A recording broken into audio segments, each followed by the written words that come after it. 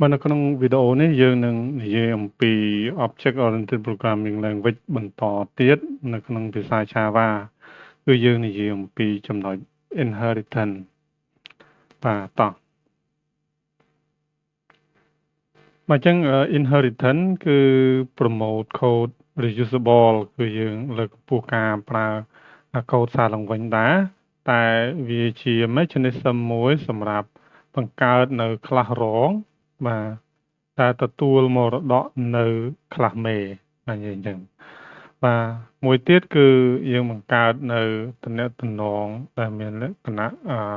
យើងហៅថា hierarchical relationship បងតោះអញ្ចឹងរឿងរ៉ាវគឺអញ្ចឹង inheritance គឺយើងបង្កើត class ជាច្រើនហើយប្រសិនបើ class ជាច្រើននឹងមានលក្ខណៈរួមគ្នាណាមួយយើងមិនសរសេរវាដដែលទេគឺយើងបង្កើតជា class គំរូមួយហើយយើងពង្រីកចេញពី class គំរូនឹងបន្ថែមបន្ថយទៅតាមលក្ខណៈសម្បត្តិដែលមានឬក៏គ្មានរបស់ class ផ្សេងទៀតហ្នឹងតោះអញ្ចឹងយើងចូលទៅ file new java file class ហើយដាក់ថា example 18ខ្ញុំបង្កើតនៅ main method មួយហើយខ្ញុំដាក់ចំណងជើងថា inheritance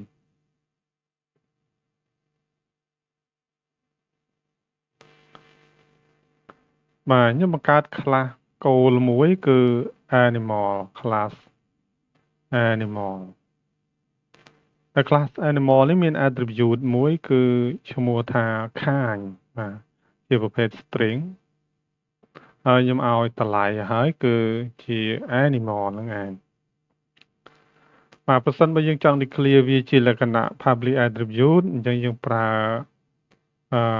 public access modifier ពីខាងមុខបែបនេះខ្ញុំមាន method មួយទៀតគឺគ្រាន់តែ print តម្លៃទេអញ្ចឹងខ្ញុំប្រើ void keyword ឬក៏ signature នេះហើយយើងឲ្យឈ្មោះ method នេះថាជា move អូខេធ្វើម្លាស់ទីអញ្ចឹងយើងគ្រាន់តែបញ្ជាក់នៅ message មួយថា the animal is moving អូខេកំពុងធ្វើការបំលាស់ទីអូខេតោះឥឡូវយើងបង្កើត class ថ្មីបន្ថែមទៀតគឺ class cat ចា៎អូខេអញ្ចឹង cat ក៏ជា animal ដែរហើយក៏មានប្រភេទហើយក៏អាចធ្វើបំលាស់ទីបានដូចគ្នាអញ្ចឹងគឺយើងអត់សរសេរនឹងសារឡើងវិញទេយើងគ្រាន់តែ extend វាចេញពីនឹងមកជាការស្រេចហើយអញ្ចឹងយើងប្រើ keyword ពិសេសមួយគឺ extend ដល់ពេលនេះគឺយើងកំពុងតែបង្កើត class ថ្មីមួយ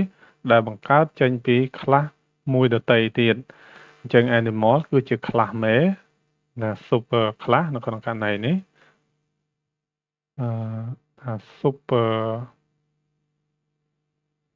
class ហើយចំណែកឯខាងនេះគឺជា sub class បាទអូខេ extend animal បាទអញ្ចឹងគឺខ្ញុំដាក់ចំណងជើងនេះហើយនេះជា sub class បាទនៅក្នុងនេះគឺខ្ញុំមិនចាំបាច់សរសេរទាំងពីរនឹងទៀតទេទាំង attribute ទាំង method ហ្នឹងគឺមិនបាច់សរសេរទេ cat មានដោយស្វ័យប្រវត្តិដែរតែឥឡូវយើងបង្កើតអីដែលថ្មីជាង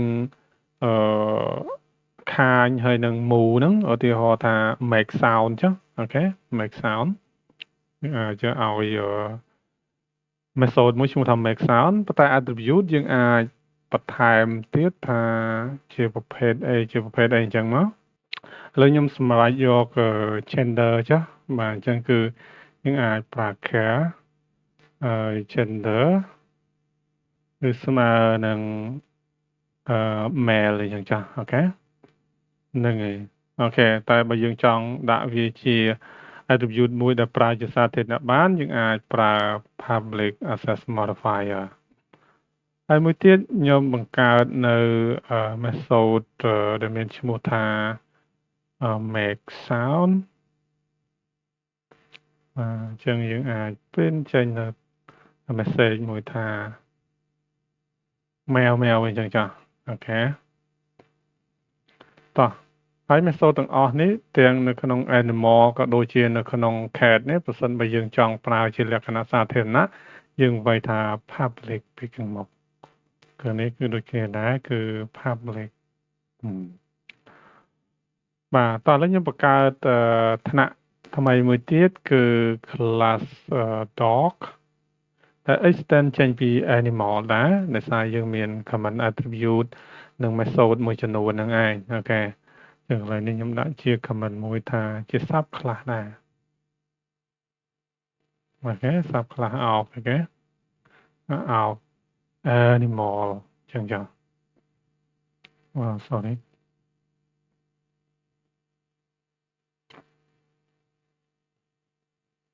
បាទនេះខ្ញុំ copy មកតែម្ដងចុះ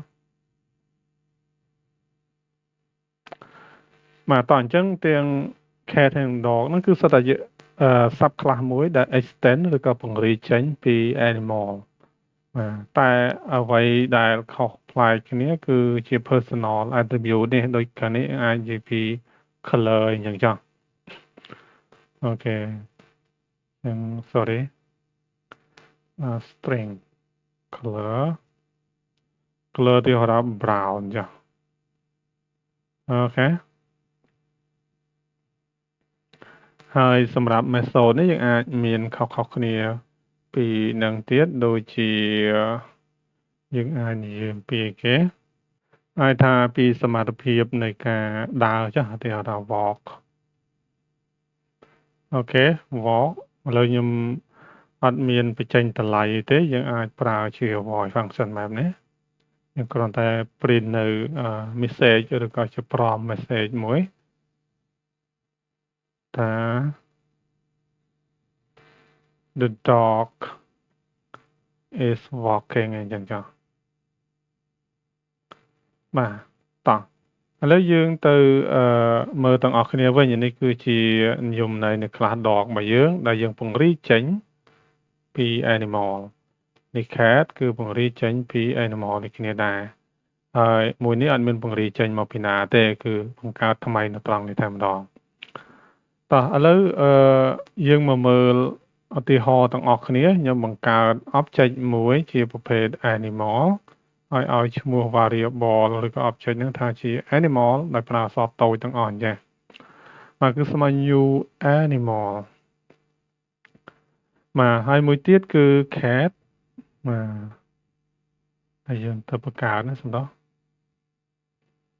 ស្មើនឹង new cat បាទ dog ដូចគ្នាដែរស្មើនឹង new dog តោះអញ្ចឹងឥឡូវយើងមកមើលព័ត៌មានមួយចំនួនខ្ញុំលើកឡើងអំពីខាញចុះអំពីខាញណាបាទអញ្ចឹងយើងមើល animal dot ខាញអញ្ចឹងវាជា string ឥឡូវខ្ញុំ print ចុះគឺកាត់នឹងចោលវិញសិនanimal dot ខាញចុះបើ cat dot ខាញយើង duplicate ហើយមួយ cat ហើយយើង duplicate មួយទៀតdog វិញdog ប្រើមួយអក្សរ G ណាអូខេអញ្ចឹងយើង compile and run ខ្ញុំចុច control J ហើយ control L ហើយបន្តមកទៀតយើង compile វាគឺ Java example 19 18ណាហើយបន្តមកទៀត Java example 18អញ្ចឹងឃើញចេញជា result ថា animal ទាំងអស់គ្នាអូខេខាញរបស់យើងតែបើយើងមកមើលនិយមន័យនេះវិញគឺគេថាខាញហ្នឹងគឺជា attribute មួយដែលមាននៅក្នុង class មេតែមួយគត់គឺ animal ហើយចំណែក class cat នេះគឺខ្ញុំអត់បានប្រកាសឬក៏ declare អីដូចខាងនេះទេតែឥឡូវយើងអាចប្រើប្រាស់ទៅហើយឃើញថាមានអញ្ចឹងគឺទទួលមរតកជាសារអង់គ្លេសហៅថា inherit from the super class ឬក៏ class មេ class ឪពុក class ម្ដាយណា class កូនគេទទួលមរតកមកព័ត៌មានដែលមានហ្នឹងអូខេដូចគ្នាដែរបើយើងក៏លេខទៅមើល method move នេះវិញបាទអញ្ចឹងខ្ញុំគិតថា animal គឺប្រើបានហើយគឺ move ចុះ cat ក៏អាច move បានដូចគ្នាដែរព្រោះវាជា animal អូខេចុះ dog ក៏ move បានដូចគ្នាដែរអូខេដោយសារតែយើង extend ចេញពី animal ដូចគ្នាអញ្ចឹងឥឡូវខ្ញុំចុច control J ដើម្បីបើកផ្ទាំងនេះឬក៏ control backtick ដើម្បីបើកឬក៏បិទនឹងវិញហ្នឹងហើយយើង compile ហើយបន្តមកគឺ run អញ្ចឹងយើងឃើញចេញជាលទ្ធផលតទៅ animal is running បាទតោះអញ្ចឹងឥឡូវយើងចូលទៅមួយផ្នែកទៀតថាយើងមើលនៅក្នុងនេះខ្ញុំបានបង្កើតនៅ attribute ថ្មីផ្សេងពី class main ហ្នឹងដូចជា gender តែ gender នេះគឺមានវត្តមានតែនៅក្នុង cat នេះទេ animal គឺអត់មានទេបាទហើយខ្ញុំមាន method មួយទៀតគឺ make sound បាទចំណែក dog នេះវិញគឺយើងមាន color ហើយនឹង walk អញ្ចឹងយើងឃើញថាចេញពី class main មកគឺយើងមានធាតុរួមគ្នាមួយចំនួនយើងហៅថា common attribute របស់យើងមានដូចជាខាញនៅ common method របស់យើងគឺ move មានគ្រប់គ្នាទាំងអស់នៅក្នុង class code គឺនេះជាលក្ខណៈទទួលគេមកដកយើងឲ្យឈ្មោះថា inheritance property នៅក្នុង object oriented programming language បាទអញ្ចឹងខ្ញុំគិតថាគ្នាយើងប្រហែលជាយល់ច្បាស់ថាស្អីទៅជា inheritance ហ្នឹងហើយបាទអញ្ចឹងគឺអត្ថន័យដើមងាយស្រួលបំផុតគឺ inheritance គឺទទួលមរតកអញ្ចឹងគឺនៅក្នុង class code ឬក៏ class រងដែលកើតចេញពី class main ឬក៏ class ដើម animal នេះគឺមិនចាំបាច់មានឬក៏ប្រកាសឬក៏ឲ្យនិយមន័យនៅឯគេ attribute ឬក៏ method ដែលរួមគ្នាហ្នឹងទេគឺខាងក្រោមនេះទទួលបានទាំងអស់តោះអញ្ចឹងឥឡូវបញ្ជាក់អំពីលក្ខណៈខុសគ្នាឥឡូវយើងមើល cat យើងណា cat យើងមានអីគេគឺ cat dot អីគេ gender អូខេហើយយើង cat dot អីគេ method របស់យើងគឺមានអីគេ wait មិនcat នៅមើលទៅសិន cat dot make sound អូខេ make sound ចុះ dog អូខេ dog យើងមាន color អូខេ color នេះជា string អញ្ចឹងយើងត្រូវ print វាហើយបន្តមកទៀតគឺ cat dot dot walk អូខេ walk wait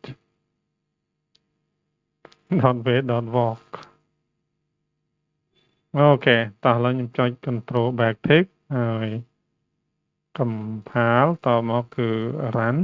អញ្ចឹងយើងឃើញចេញជាលទ្ធផលហើយបាទនេះគឺអ្វីដែលរួមគ្នាទាំងអស់មិញគឺនៅខាងលើតពី moving នេះហើយនេះខាងផ្នែកឆ្មារបស់យើងគឺភេទឈ្មោលហើយយំថាម៉ែវចំណែកឆ្កែរបស់យើងគឺមាន attribute គឺ color ពណ៌ brown ហើយនឹង behavior របស់យើងគឺខាងផ្នែកអនុគមហ្នឹងឬក៏ method ហ្នឹងគឺ walk the dog is walking ហ្នឹងឯងបាទតោះអញ្ចឹងគឺយើងបានស្វែងយល់អំពីលក្ខណៈ inheritance ហើយអ្វីដែលសំខាន់នៅក្នុង inheritance ហ្នឹងគឺថាប្រសិនបើទាំង dog ហើយនិង cat មានលក្ខណៈនេះរួមគ្នាយើងអាចពិចារណាដាក់វានៅក្នុង class រួមណាមួយហើយយើង extend ចេញពី class ហ្នឹងទៅតែមិនតិចទេ code របស់យើងអាច reusable អញ្ចឹងមួយនេះគឺប្រើប្រាស់ពីរដងនៅក្នុង cat ផងហើយប្រើប្រាស់នៅក្នុង dog ផងតែយើងមិនចាំបាច់សរសេរទេគ្រាន់តែប្រើ keyword ពិសេសមួយឈ្មោះថា extend ហើយនឹង class ដែលយើងចង់ extend ចេញមកហ្នឹងបាទបើអញ្ចឹងត្រឡប់មកវិញមុននឹងបញ្ចប់ផ្នែកនេះយើងរំលឹកថាតើយើងបានស្វែងយល់អ្វីខ្លះនៅក្នុងវីដេអូមួយនេះ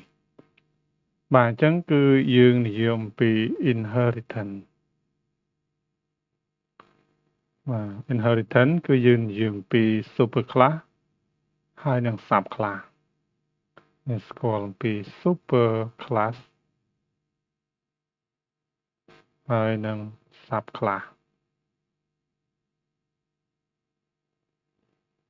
បាទអញ្ចឹងគឺយើងប្រើប្រាស់ឲ្យគេ sub class ប្